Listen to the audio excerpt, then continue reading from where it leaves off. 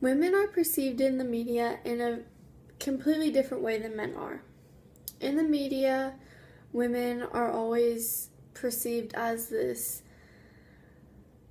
thin as a rail person who is so beautiful and skinny and seems to have absolutely no imperfections.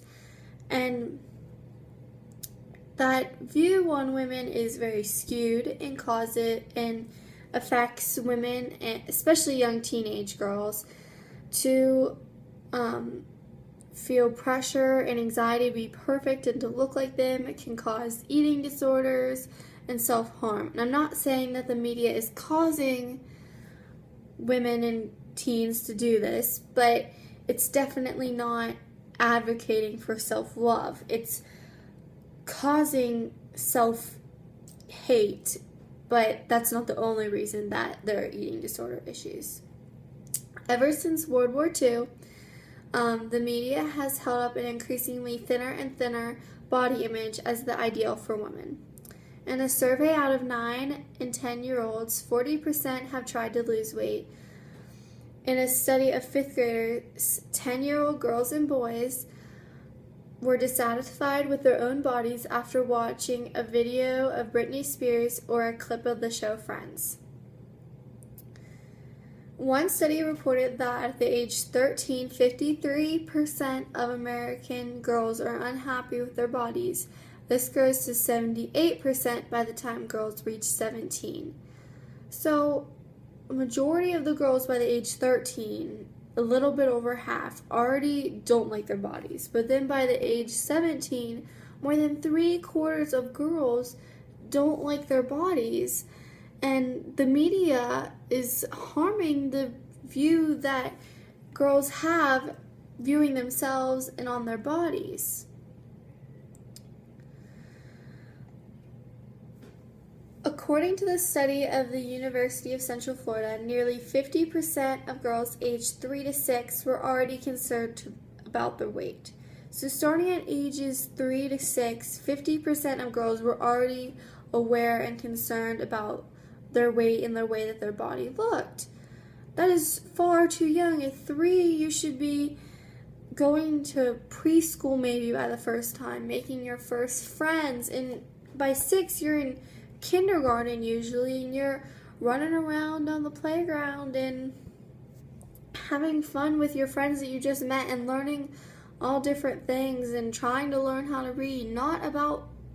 You shouldn't be concerned with your body.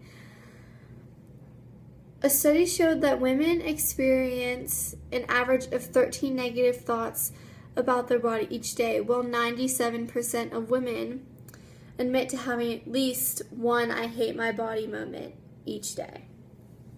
So women are experiencing 13 negative thoughts about themselves in just one day, every single day, and then 97% of women feel at least one time during their day that they hate their body and that they can't stand it. And that's not the way that it should be. You have one body and you should be happy in it, and it cares for you and it keeps you alive and it does so much for you, and you should not be hating it. Roughly half of the women in the U.S. wear a size 14 or larger, though most standard clothing retailers only cater to sizes 14 and smaller. So clothing stores are catering to sizes 14 and smaller, which is only 50% of the American population. And so clothing stores are causing women to feel that they need to lose weight, and it's demoralizing for them to go in and try on clothes and see the size keep going up and up and up and up, because it's not a good feeling, and they feel down about themselves, and they're just done. They don't want to enjoy shopping anymore. And that's not the way that it should be, because if 50% of women are size 14 or larger, then stores should cater for all sizes, since 100% of the women in America are 14 and smaller and 14 and larger, so they need to cater to everybody, and it would help the body image of women.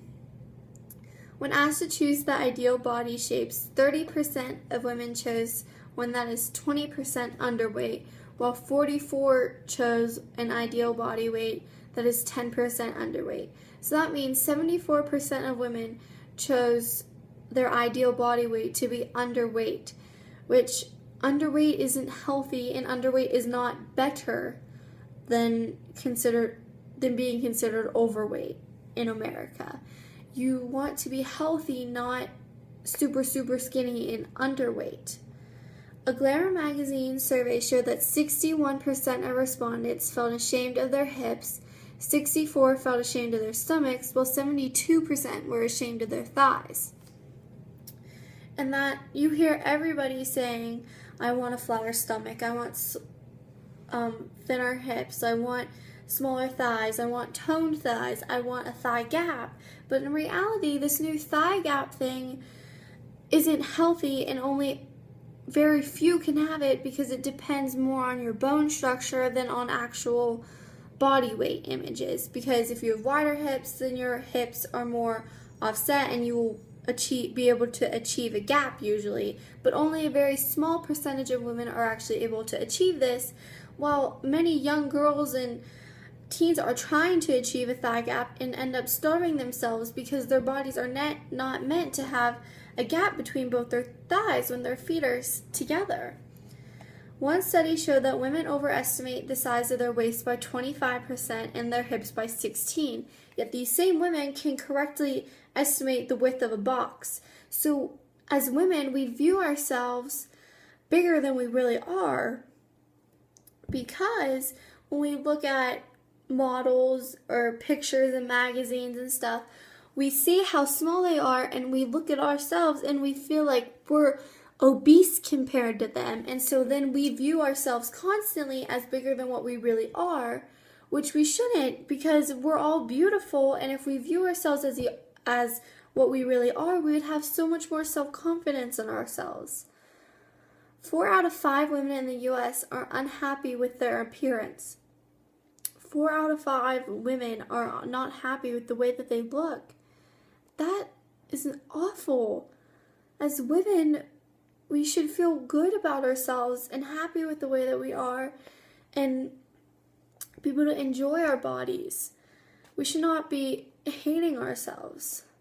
81% of 10-year-olds experience a fear of being fat. 81 of 10-year-olds. A 10, that should not be a fear.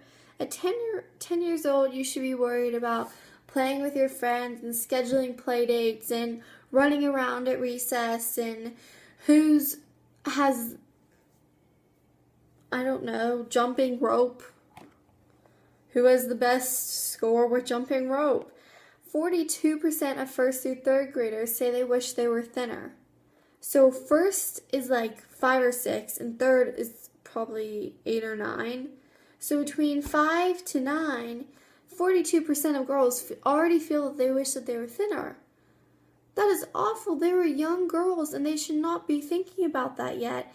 And the media is portraying these women that are so teeny tiny, and even 5 to 9-year-olds are picking up on it, that their bodies are not shaped like that.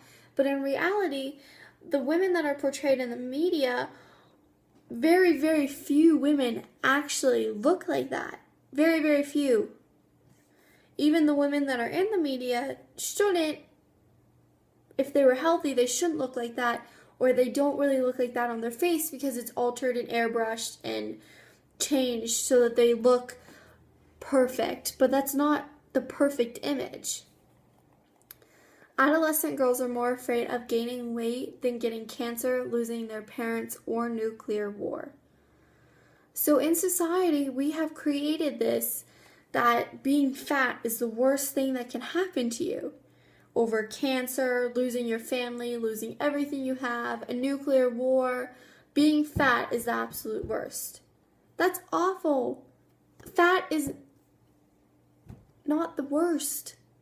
And we need to fix that for society so that young girls can realize that if they're bigger, which they should be, than the models on TV, then it's okay. They're healthy. That's not the worst thing in the world. More than half of the white adolescent girls view themselves as fat when they're actually the normal weight. So again, we're viewing ourselves as bigger than we really are. A study offered preschoolers a choice between two dolls which were identical, and everything else except for one was bigger and one was thinner. So, and 9 out of 10 times the preschoolers chose the thinner dolls. So already at preschool age, they're already picking up on thinner is better from our society and from media and what it is portraying. And that is completely unhealthy and awful that we're starting off preschoolers already believing that, and it needs to be changed. The majority of runway models meet the BMI criteria for being considered anorexic. Anorexic is an eating disorder, and it's obviously unhealthy and causes so many other damages to your body. And women are trying to achieve the look of a runway model when in reality these models are meeting the criteria for being anorexic. So women are almost becoming anorexic or are becoming anorexic in order to achieve a look that isn't healthy for them. At 5'7" and 95 pounds, Kate Moss is 30%